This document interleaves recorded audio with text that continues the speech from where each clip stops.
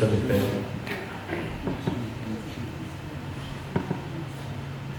За бүгдээ хамтдаа үгийн цагт орохоос өмнө залбирцгаая. Бизнес тасалж хуудастай. Бурхан аваад тань талархыг энэ өдрийн төлөө тань талархаж байна. Энэ цагийнхаа төлөө танд бас талархыг. Эзэн минь таны хэлсэн үгнээс чуулганыхаа анхан дүүс хуваалцахгүй эзэн та надад туслаач, та надад хүчийг өгөөч. Эзэн минь зөв бөгөөд ойлгомжтой тэгээд чээс жоохон болон сүстэй төрөхөд эзэн та туслаарай. Таны үг ажлаа хийх хэрэгтэй юм. Энд баярлалаа үзсэн цагт даахч байсан. Амен. За бүгдээрээ Матай 28-ийн 18-аас 20-ыг харцгаая. Тэгээд агуу захирамж өнөөдрийн номлоос идэв агуу захирамж гэж байгаа. Тэгээд хамтдаа Есүс төхөж ирээд тэдэнд Тэнгэр газар дээрх бүх эрх мэдлийг надад өгсөн. Иймээс та нар яв. Бүх үндэснийг дагалдуулах тун эцэг хүү ариун сүнсний нэрээр тэдэнд баптизм хүртээ. Та нар тушаасан бүгдийг минь сахин биелүүлэхийг тэдэнд заа. Харах тун үеийн төгсгөл хүртэл би та нартай үргэлж хамт байх болно гэж айлтав. Амен. За тэгээд та бүхэн санаж байгаа бол бид нар 15 жилийн ойг тэмдэглэж байгаа тийм энэ жил. Тэгээд 15 жилийн ойг бид нар 15 ишлэл цэжлэхээр одоо ишлэл цэжлэхээр төлөвлөсөн байгаа. Тэгээд 15 ишлэлийн эхний ишлэл нь болохоор агуу захирамж. Тэгэхээр Матай 28:18-аас 25 цэжлэрээ цэжлэх үү? Yes. Бид цэжлэрээ тэгээд мэдээж яг Иохан 3:16-аас гадна агуу захирамж бол шинэ одоо сайн мэдээний дүр номер маш чухал ишлэлүүд нэг байгаа. Тэгээд агуу захирамжаас гадна бас бид нар агуу тушаалыг цэжлэх баг. Тэгээд агуу тушаал агуу захирамж өнөөдөр бас агуу захирамжийн талаар та бүхэнд хуваалцсан. Агуу тушаал нь болохоор Матай 22:37-аас 39 гэдэг. Агуу тушаал нь бүгдээрээ санаж байгаа бол эзэн бурхнаа юунд хайрлах, тэгээд хөршөө өөрөө хайрлах. Өнөөдөр болохоор дагалдагч бэлдэх талаар агуу захирамжийн талаар хамтдаа харилцгаая. Тэгэхээр энэ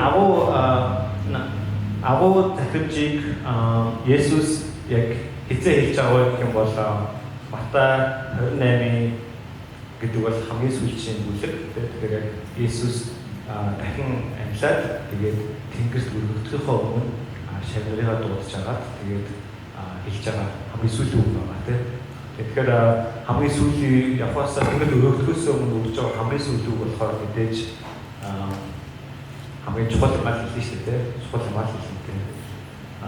Тэгэхээр яг чухал юм юу хэлж байгаа гэхээр яг өнөөдрийн Есүсийн хэлсэн гурван ишлэл байна. Тэгээд бид нар бидний дуудлага юу вэ гэж асуудаг байгаа. Та нар амьдралаа гэж асуудаг уу? Миний дуудлага юу юм болоо гэж асуудаг үү? Миний дуудлага юу юм болоо? Би юу хийх ёстой юм бэ? Миний амьдралын зорилго юу юм бэ гэж асуудаг байгаа. Тэгээд би яг 5 жилийн өмнө ч юм уу дэлхийд амьдардаг байхдаа энэ асуултыг аюух асуудаг байсан. Тэгээд аюух залбирдаг байсан. Аюух санаа зовдөг байсан. Тэгээд миний одоо яг хийх ёстой юу юм бэ? Би пастор болох юм уу? Эсвэл би мэргэжлэр IT-гаар ажиллаад инженер болох юм уу? Эсвэл би бизнес хийх юм уу? Гарааны бизнес эхлүүлэх юм уу? Эсвэл би Монгол буцах юм уу? Юу хийх юм гэлээ амар олон асуулт надад ирэлцдэг байсан. Тэгээд 5 жил өмнө гэсэн би 25-28 үе тэр үед аюул их залбирдаг байсан. Тэгээд гэхдээ нэг амар тайван бас байдаг байсан тэр үед өдөр тутмын хийж байгаа нэг баяр хөөртэй биш тэгэхээр яг дуудлагаа мэдтгэл аюул залбирдаг байсан. Гэхдээ яг сүүлийн жилүүдэд би энэ тал дээр аюул тийм тайвширсан. Таатал өгсөн байгаа. Яг үйл яг хамгийн чухал нь энэ юм байна гэж мэдчихсэн байна. Итгэгчдийн хувьд бидний хамгийн чухал дуудлага Матай 28:18-аас би олоод мэдчихсэн. Би болохоор тэгэхээр дуудлага гэдэг нь хоёр байгаа байхгүй. Тэгээ дараагийн юу харах юм бол үндсэн дуудлага гэж байгаа. Арай өөрөөр нэрлэх юм бол ерөнхий дуудлага гэж байгаа. Хоёр дахь нь болохоор хоёр дахь дуудлага тийм эсвэл тодорхой дуудлага гэж байгаа.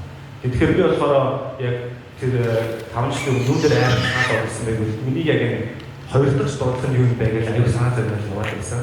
Гэхдээ би яг сүүлд юу болж үзсэн бэ гэх юм бол яг хоёр дахь дуудлагаасаа илүү үндсэн дуудлага нь илүү чухал юм байна. Энэ нь юу вэ гэх юм бол би зүгээр эзэн Есүсийг итгэж би дагалдаж учраас Есүсийн яг Хосрог хэлсэн дагалдаж хэлсэн яг юу гэдгийг биелүүлэх хэрэгтэй байна. Хүмүүст хөрөнгө оруулах хэрэгтэй байна. Дагалдаж бэлдэх хэрэгтэй байна. Сайн мэдээ тараах хэрэгтэй байна. Тэр нэг баптизм хүртэх хэрэгтэй байна. Бид Библийг бүхний үрийг заах хэрэгтэй байна. Тэгээд энийг олж үзсэн багтав. Тэгээ энийг олж мэдчихээд би яг тайвширсан байгаа. Тэгээд тайвшраад тэгээд за хоёр дахь дуудлага болох надад мэдүүлэх бахаа гэж хэлсэн байгаа. Тэгэхээр та идэж гисэн энэ ч дээг байх ба тэгээд хичээл зааж байгаа. Дээг яг Монгол явахаас өмнө надтай ярьчихсан байхгүй.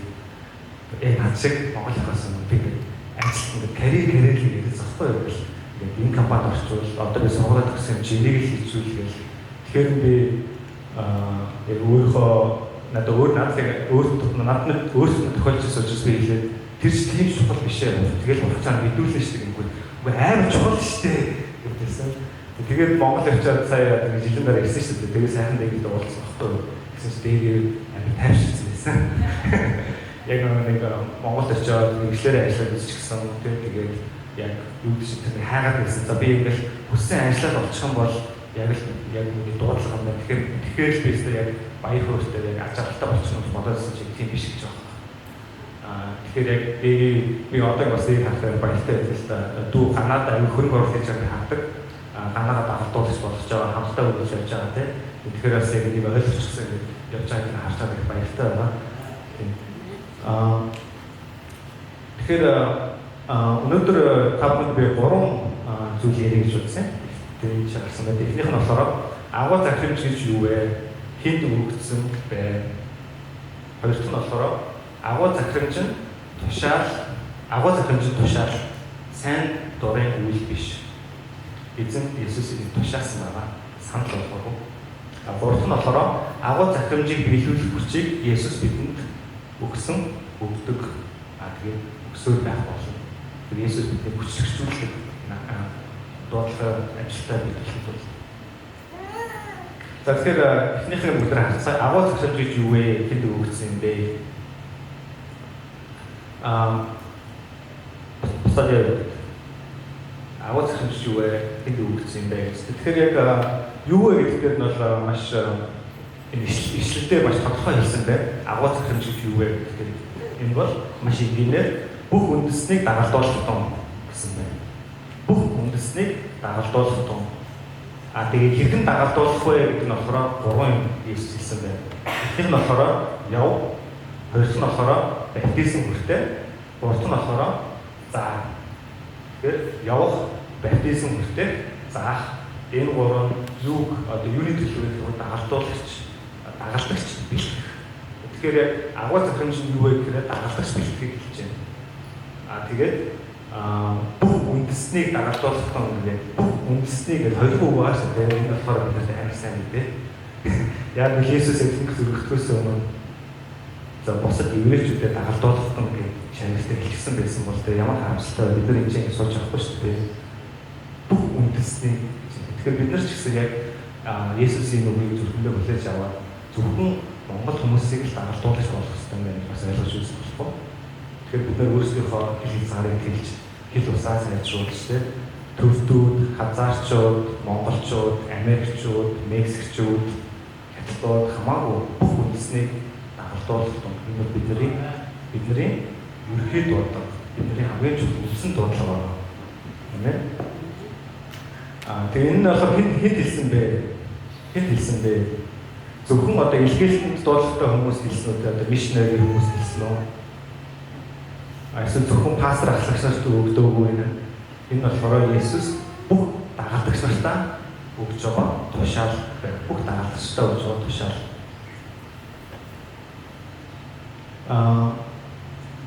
Тэгэхээр Христ итгэлийн амьдрал гэдэг бол зөвхөн бид нар итгэгч гэдэг нэр зүгэд явдаг биш байна. Христийн амьдрал гэдэг бол итгэгч мөн бид нар дагалдагч. Бид нар Христийн дагалдагч, follower of Christ гэж хэлдэг. Христийн дагалдагч. Тэгэхээр итгэг одоо дагалдагч гэдэг нь яг юу гэсэн үг бэ? Дагалдагч гэдэг нь юу гэсэн үг вэ? Дагалдагч байна гэдэг нь дагалдагч бэлтгэдэг нэг. Есүсийн дагалдагч байна гэдэг нь дагалдагч бэлтгэдэг нэг хэлж байгаа. Тэгэхээр энэ юу гэж бол одоо яг жинхэнэ дагалдагч шинбэ гэх юм бол одоо өөрийгөө үржүүлдэг нэг хэлж байгаа. Өөрийгөө үржүүлдэг. Зүгээр итгэдэг биш. Дагалдагч гэдэг нь яг өөрийгөө үржүүлдэг. Юу бурхан хүмүүсийг бүгд эхлэл номын 1:28-аас 28-аар харсаа бурхан бүх юмыг бүтээснийхаа дараа тэгээд хамгийн сүүлд нь хамгийн нандин бүтээл болох хүнийг бүтээснийхаа дараа ингэж хэлдэг. Ийхүү бурхан өөрийнхөө дүр төрхөөр хүнийг бүтээж бурханы дүр төрхөөр бүтээхдээ ир имээр нь бүтээжээ. Бурхан тэднийг өрөөж үржиж олшицгоо гэж хэлсэн байна. Тэгэхээр бурхан яг хүнийг бүтээснийхаа дараа өөрөө бүтээлийг хийснийхаа дараа хамгийн ихэд үрж байгаа тушаал нь үрж олшицгоо гэх multiply үржиж олшицгоо гэж байгаа. Тэгэхээр Есүс ч гэсэн сайн мэдээний номноос хараад Есүсийг шинэ гэрээс харах юм бол Есүс хамгийн анх Питер Андреатай уулзаад юу гэж хэлдэг вэ? Намайг даг. Би та нарыг хүний загсчин болгох гэж хэлдэг. Тэр загсчин байсан. Тэгэхээр намайг даг гэж дуудлаа өгж байгаа юм. Тэгчээд дараа нь тэр хоёрыг хэн болгож байна вэ? Питерийг хэн болгож байна вэ гэдгийг одоо хэлж байгаа. Тэр болохоор чам хүний загсчин гэдэг нь болохоор шууд хүн одоо агнаар бариад ийм гэсэн үг биш шүү дээ. Мэдээж энэ болохоор чамд одоо хүмүүсийн төлөө амьдралаа зөвлөх болно. Чи дагалдагч нарыг одоо бий болгох болно гэдэг зүйл хэлж байгаа тийм. Тэгэхээр хуучин гэрээ шиг гэдэг харах юм бол бурхан яг адилхан төстэй юм гэж. Яг мэдээж хуучин гэрээн дээр бол гэр бүлийн хувьд хэлсэн шүү дээ. Адамын хоёрыг үржиж олшицгоо гэдэг болохоор гэр бүлтэй бол хүнтэй суу, хүүхдтэй бол тийм. Тэгээд хүүхд чинь том болоод ахиа хүнтэй суу. Тэгжлэгийн дэлхийн өнөөдрийг хүртэл явж байгаа шүү дээ.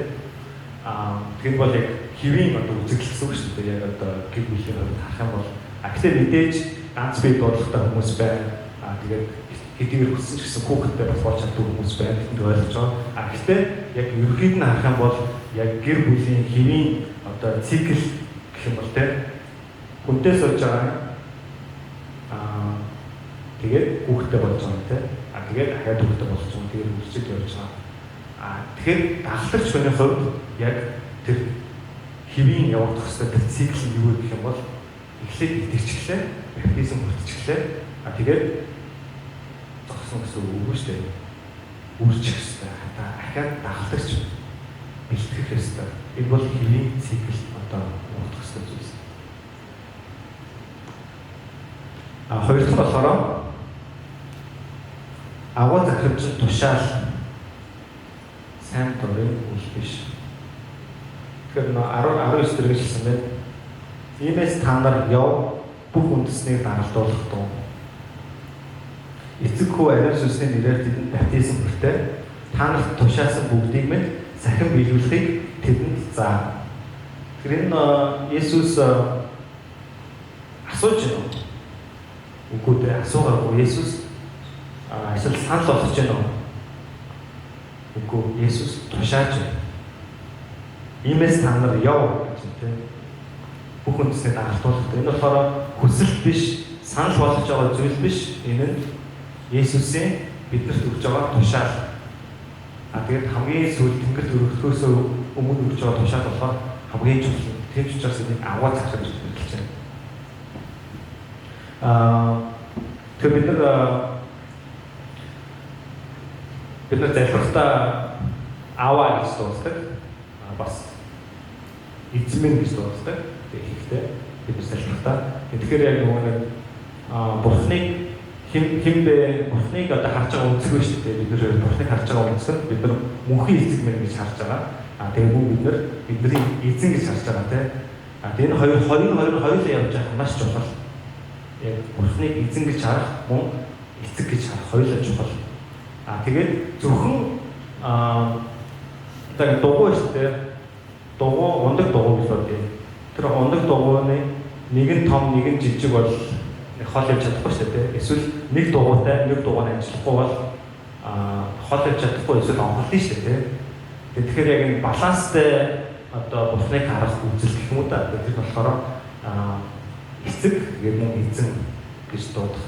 Тэр нь юу гэхээр бол зөвхөн одоо та бурхныг ааваа гэж дууддаг, зөвхөн аав талаас нь хардаг бол та бурхны хайрыг үргэлж мэддэж болох юм. Гэхдээ та дуулуургүй итгэж байх магадaltaй. Миний эцэг бидний эцэг гэлтэй эхлэл яваад байдаг. Аав гэж эхлэл яваад байдаг. Тэгсэн юм яг эзэн юм уу эсвэл миний хаан гэж үздэг болохоор хэсэг би хийхгүй биелүүлэхгүй. Тэгээд зүгээр өөрөөр ингэж амьдч идэг гэж магадгүй.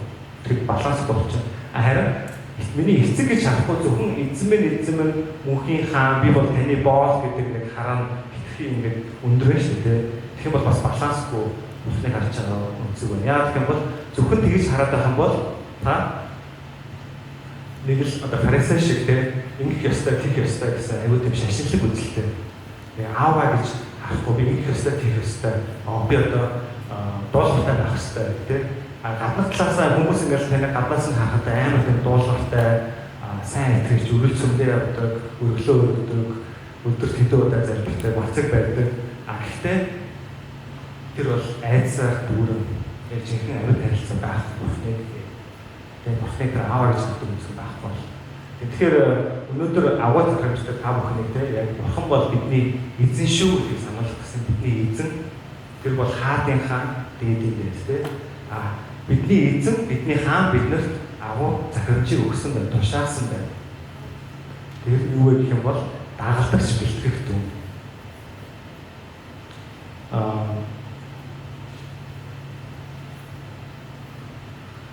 Сайн уу танд толгой пастрын захиаг уншсан уу? Facebook дээр зурлаад байсан тийм. Тэрийг би уншиж хахад би ингэж бодсон л да. Толгой пастор амар өөрчлөгдөж байгаа юм гэж бодсон. Танад тэгж бодсон уу? Амар шинжлэгдэж байгаа. Тэгэхээр нэг сүүлийн 2 жил ер нь зэрэг явна гэж аягүй удаан ярьсан шүү дээ. Зэрэг явна гэж аягүй удаан ярьсан. Тэгэл яг очиод бэлтгэлтэй очиод 3 сарын бэлтгэлтэй очиод boot camp гэж яриад байгаа тийм. Бэлтгэлтэй очиод юу хийх нь бол амар сайн өөр мэдж байгаа шүү дээ. Тэр зэргийн хүмүүс нь чилж өгж байгаа. Манай Сингапурээс төвгийж хэлсэн байх, зөндөө зэрэг явсан хүмүүс хэлсэн байх. Тэр зовлон пасторт бол яг очиод юу хийх нь яг ямар байх юм гэдэг мэдлэг нь бол хангалттай байсан тийм. Гэхдээ зөвхөн мэдлэг байлаа гэж тэр нь одоо хангалттай биш. Инфлюенс нэг үг байгаа. Нэг байна. Тийм би монголоор ашиглах хичээсэн англиар хэрэгжиж байгаа. Information without application equals no transformation гэж байна. Монголоор болохоор хэрэгжүүлэлтгүй мэдлэг шинжилэл авчрахгүй. Тэгэхээр би зовлон пасторт тийм шинжилэл одоо transformation шинжилэл явагдаад байгаа гэж харсалтай тэр захаан одоо бичсэн юмнаас нь харахад яг гэх юм бол зөвхөн өмнө нь мэдлэг байгаад байсан. Гэхдээ яг хэрэгжүүлэлт яг очоогүй тэр цэргийн дэглэмтэй амьдралд үзээгүй байгаа шүү дээ. Тэгэхээр яг биеэрээ тэрийгэ туулах үед яг жинхэнэ шинжилэлт өөрчлөлт өгдөг байна. Тэгэхээр яг эзний биднэрт өгсөн тэр агуу захирамжийг бид нар би яг ингээд 15 биш нэг цээжлэн гэж байгаа шүү дээ. Гэхдээ зөвхөн цээжлэл өнгөрөх юм бол үнээр харамсалтай. Бид нар энийг хэрэгжүүлж бид нарт яг жинхэнэ өсөл, шинжилэлт төлөвшөлт ирэх болно. Тэгэхээр 3 point агуу захирамжийг биелүүлэх хүчийг Есүс бидэнд өгдөг.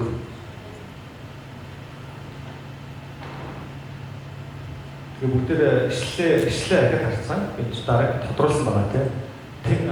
Есүс төгөж ирээд тэдэнд гिचээд 18 дахь харах юм бол шууд нөгөө нэг тушаалаа агуу захирамжийг өгөөгүй тийм. Тэрний өмнө өөр нэг юм хэлчихэ. Тэр юу вэ гэхээр тэнгэр газар дээр бүх эрх мэдлийг надад өгсөн. Иймээс та нар явж байгаа тийм. Тэгэхээр иймээс гэдэг үг шүү дээ. Therefore гэж байгаа. Иймээс гэдэг үг нэг үг амар чухал болгож байгаа нэг үйлдэл. Есүс зүгээр шууд та нар яв гэдэг тийм.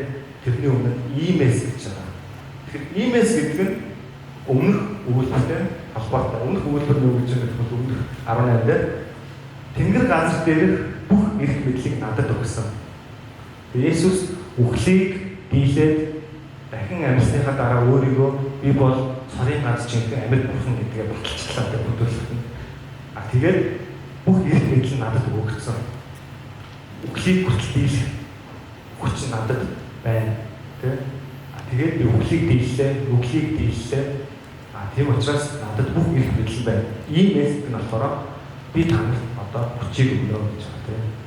Тэгэхээр бид түрүүчийн 7 хоног Пентекостын баярыг тэмдэглээд яг ишлэлийн үзэж байна. Тэгэхээр нөгөө нэг ариун сүнс бууж ирж байгаа шүү дээ. Тэгэхээр Есүс яг ариун сүнс би танаас туслах шиг илгээнэ гэж амласан байгаа. Ариун сүнсийг эртэл танаа битгий яваарай. Иерусалимд надад байж байгаарай гэж хэлсэн байна тийм. Тэгэхээр тэр юутай холбоотой гэх юм бол танад би хүчийг өгнө. Тэгснээр дараа танаар яваарай. Миний тушаалыг биелүүлээрэй. Тэрнээс өмнө битгий яваарай надад байж байгаа. Тэгэхээр Есүс ингэж хэлж байгаа саналаа. Есүс айгуу сайн босс гэж хэлж байгаа санаа. Би ажилладаг байхгүй. Бид ингээд ажиллаа хийж явах манай ингээд дараа нь надад ингээд янз бүрийн хийх ёстой зүйлс өгч байгаа шүү дээ. Гэхдээ энийг хийх ёстой, тэдний өмнө хийх ёстой гэчээд яг одоо хүчийг өгөхгүй байж дээ. Хүчийг ч юм уу, боломжийг ч юм уу, сургалтыг нь те яг одоо мэдлэг нь одоо надад байх байхад амар өндөр ингээд шаардлага тавиад энийг хийх ёстой шүү гэхээр надад амар хэцүү, танаас амар хэцүү өгөхтэй амар хэцүү байдаг. Есүс болохоор тийм муу бос биш. Есүс бол тэр сайн хүн чинь. Есүс бидэнд хүчийг өгчөө тэгээд за би та нарыг хүчрхжүүлнэ. Тэгээд та нар харин хийх болно гэж байгаа. Тэгээд энэ ч бас нөгөө нэг бүх эрх мэдэл түн байгаа гэж хэлсэн шүү дээ. Тэрийг жоохон тайлбарлах хүссэн. Бүх эрх мэдэл түн байгаа. Тэр эрх мэдэл хүч хоёрын ялгаа нь юу вэ гэдэг жоохон бодож үзсэн л дээ. Эрх мэдэл хүч. Есүс бол ингэж хэлсэн бүх эрх мэдэл надад байгаа. Тэгээд би танаас хүчийг өгөх болно. Тэгээд тушаалаа өгч байгаа. Та нар биелүүлж чадна гэж. Тэгэхээр Есүс бүх эрх мэдэл нь байна юу вэ гэхээр сая та нар нөгөө Warriors Lakers тоглолтыг үзсэн хожиж үздэг. Манай Warriors төлөвлөнө баярлсан баг тийм. Тэгээд бид нар чи яг Lakers-ийг хожсон бол плей-офф авах байсан. Хожигдсан бол тэгээд Memphis-ийг үзээд тэгээд чадаагүй дагчтай плей-офф чадаагүй. Гэхдээ тэр тоглолтын дээр ингээд та нар анзаарсан бол тоглогч нар хоёр багийн тоглогч нар байгаа шүү дээ. Тэгээд хоёр багийн тоглогч нар байгаа. Тэгээд чи шүүгч байна.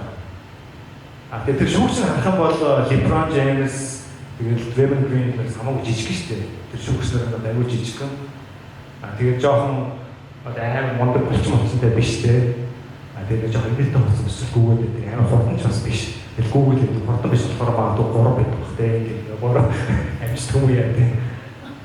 Гэхдээ ингээ гаднаас нь харахад тэр одоо шүүгч нь юу гэдэг чинь амар булчинлаг биш, өндөр биш, амар гоё харагдаж байгаа биш. Хүмүүс одоо нэг дэмжээд байгаа чинь байхгүй шүүгчийг харьж бүр эсрэгээр хоёр талын фэн хоёулаа бүү гэж болж байгаа шүү дээ. Хэцүү ажиллаж байна. Гэхдээ тэр тоглогч нь ямар нэгэн буруу зүйл хийх ч юм уу те эсвэл хүн гэмтэх хийх ч юм уу тэр шүүгч нэр мэдлээ. Шууд хөвөө явуулах юм мэдлээ. Тэр тоглогч нь амар хүчтэй байж магадгүй.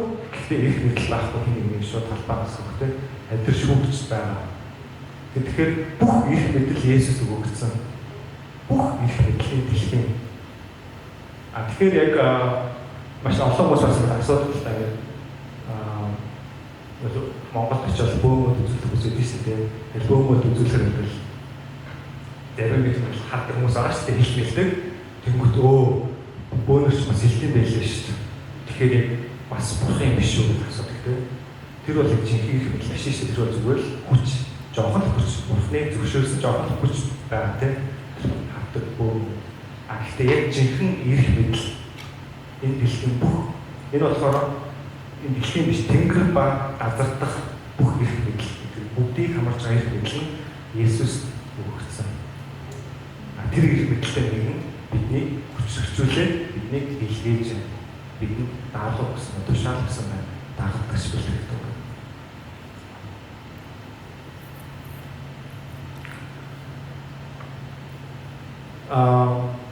Тэгэхээр ханд үсээ бүгдээрээ итгэж биш дагалдагч гэдгээр өнөөдөр ухамсарлалтай ирсэн байна.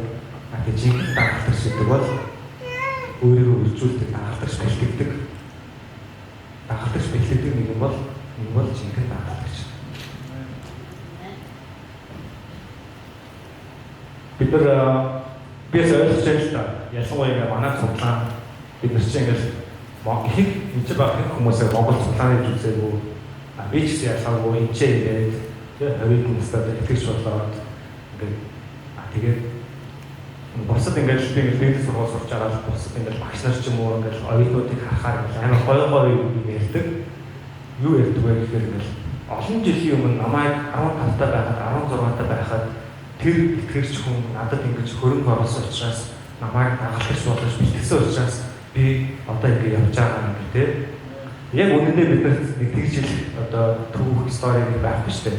Бид нар шиг яг нэгдүгээр үеийн итгэгч нар яг бид нарыг одоо ингэ бэлтгээд байгаа, дагалдуулаад байгаа тийм ухаантай, бууралстай итгэгч нар байхгүй шүү дээ.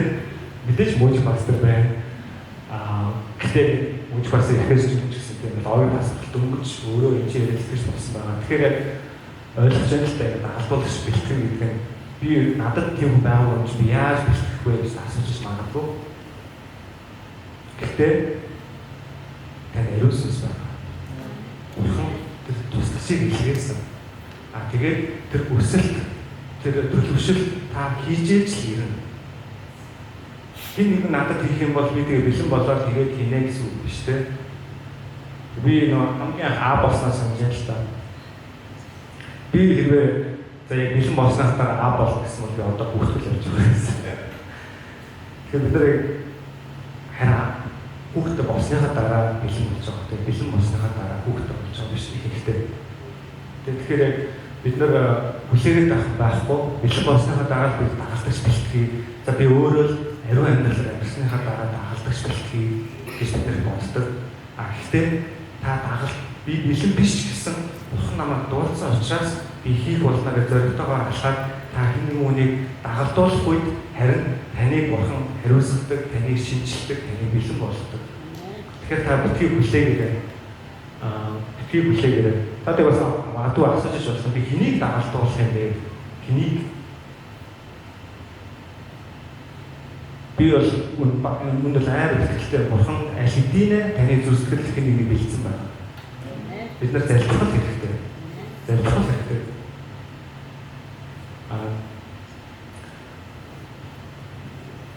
Тэгээд төгсөл нь би өөрийнхөө бас яг туршлагаас хангалттай авах гэж бодлоо. Та нар шижрэг санаж байгаа гэж зургана.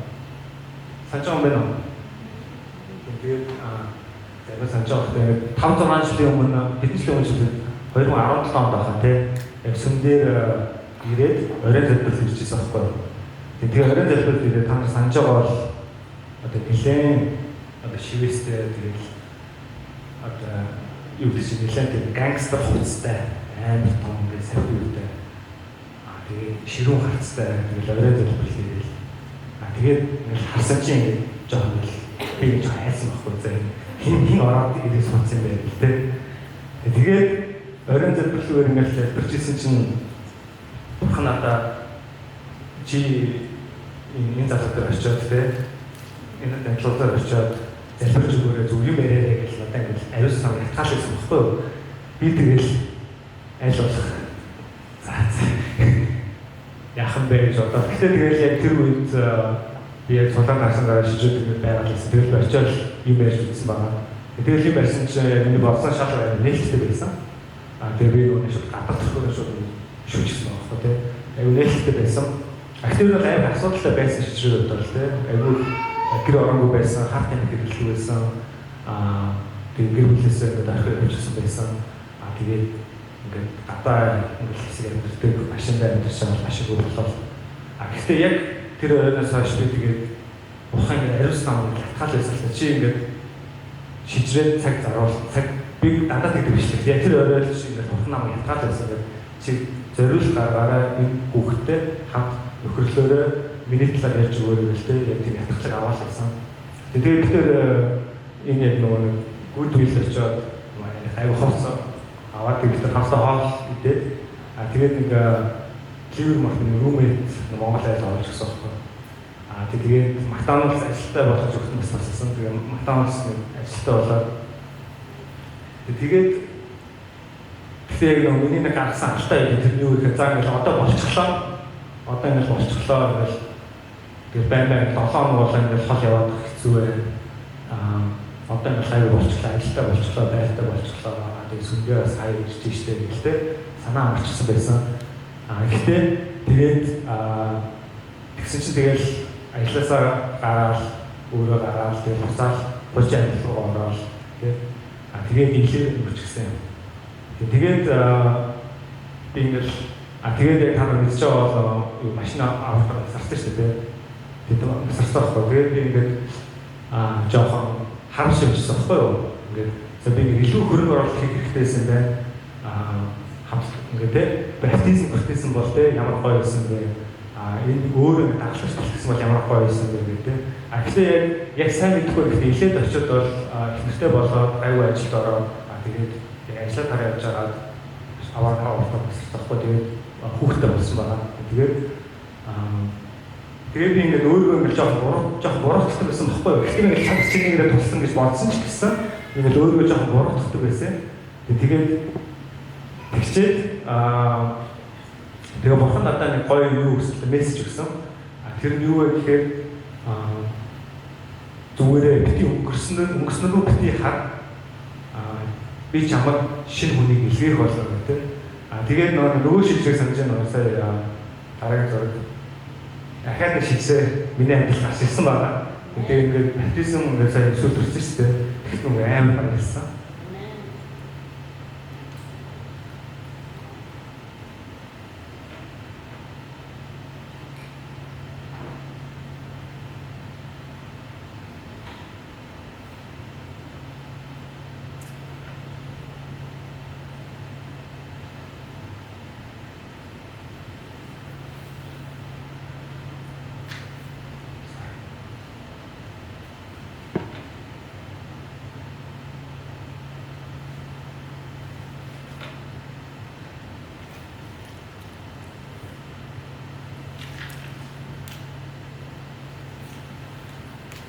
Хэнийг төрөг оруулах гэдэг бурхантай шийдвэр хийх бол энэ амтлаг болсон.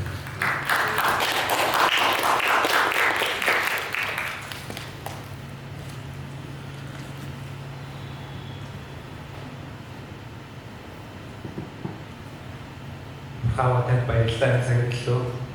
Тэгээд эзэн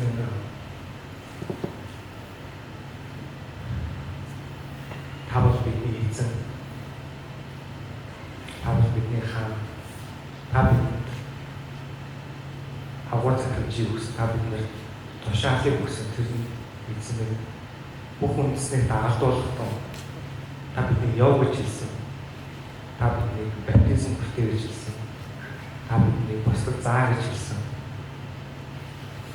эзэн бидний маш олон энэчээ сурч байгаа хүмүүс бид нэр буруу зүйлд хөрөнгө оруулах хичээдэг байгаа. Яг тэр зөв сток олчих юм бол биткойн хөрөнгө оруулалт хийчих юм бол сайн машин авчих юм бол дандаа материалыг буруу зүйлс бид хатуу байж бидний уучлаач. Харин эзэн та дагалдагчтай та хүмүүс эзэн та хөрөнгө оруулалт хийсэн. Та хүмүүсийг дуудсан. Тэгээд бид нарыг хариулах эзэн та биднэрт даалгавар өгсөн. Тэр хүмүүсийг дагалдуулах тул гэж. Тиймээс эзэн шийдвэр гаргаж байна. Бид нар тань шиг 12 дагалдагчтай болохгүй маань 2021 онд эзэн ядаж нэг хүнийг дагалдуулах хүсэж байна. Яг нэг хүнд би амьдралаа зориулах хүсэж байна. Сартаны удаа ч юм уу 7 хоног төрний удаа ч юм уу тэрнтэй уулздаг, сонсдог, залбирч өгдөг, хамтдаа инээдэг, хамтдаа уйлдаг тэр хүнийг бид хайж байна. Магадгүй бидний дүүнэр байж болох юм, хүүхдүүд байж болох юм, сүмч болгоны бас ахан дүүс байж болох юм, хийж байж хамаагүй эзэн. Бидний залбирах эзэн тэр хүчийг өгөөрэй, тэр залбираад хэрэгжүүлэх тэр хүчийг өгөөрэй. Ариун сүнсээ бидний хүчрүүлэхэд баярлалаа. Танд алдрыг өгье. Иесусийн нэрээр.